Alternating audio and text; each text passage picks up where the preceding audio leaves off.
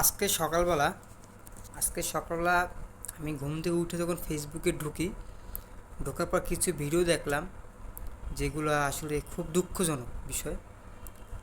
কালকে যে উত্তরা যে কাহিনীটা হয়েছে সেটা সবাই, সারা বাংলাদেশের মানুষ এবং কি অনেক আমাদের দেশ ছাড়া বিভিন্ন রাষ্ট্রের মানুষও জানে। তো আজকে সকালবেলা যেটা দেখলাম, মানে মুখ থেকে মন চাইতেছে কিছু, মানে একটু গালাগালি করতে পারতাম ওদেরকে, তা একটু সান্ত্বনা দিতে পারতাম। কিছু বাইনচোদ বাচ্চারা, ওরা কালকে নাকি 10 টাকার ভাড়া 100 টাকা নিয়েছে, আর 100 টাকা ভাড়া নাকি 1000 টাকা নিয়েছে। অটো চালক, রিক্সা চালক, সিএনজি চালক।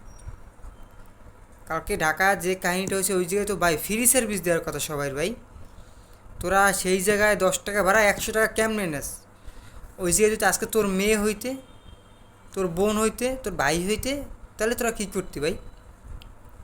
তোরা 10 টাকা ভাড়া 100 টাকা নেস, কীভাবে পারস ভাই? আমি বুঝি না রে ভাই, এগুলো কেমন তোদের দ্বারা সম্ভব? তোদের বুক কি একটু কাঁপে নাই যে আমরা এই মানুষের বিপদের সময় আমরা ঠেকাই দাম নিতেছি? বেশ ভালো। আর কিছু ছাত্রী ভাইদের দেখলাম, কিছু ছাত্রী যে একটা ফেসবুক পেজ, একটা ইউটিউব চ্যানেল খুইলা সাংবাদিকতা করতে আছে, ছাত্রী পোলাপান, ওরা মানুষ মরে যাইতে আছে ভাই। মানুষের না বাঁচাইয়া পোলাপানগুলো কয় বাঁচান বাঁচান, এখন না বাঁচাইয়া ভিডিও করার লেগে মোবাইল লয়ে ব্যস্ত হয়ে রয়েছে ভাই।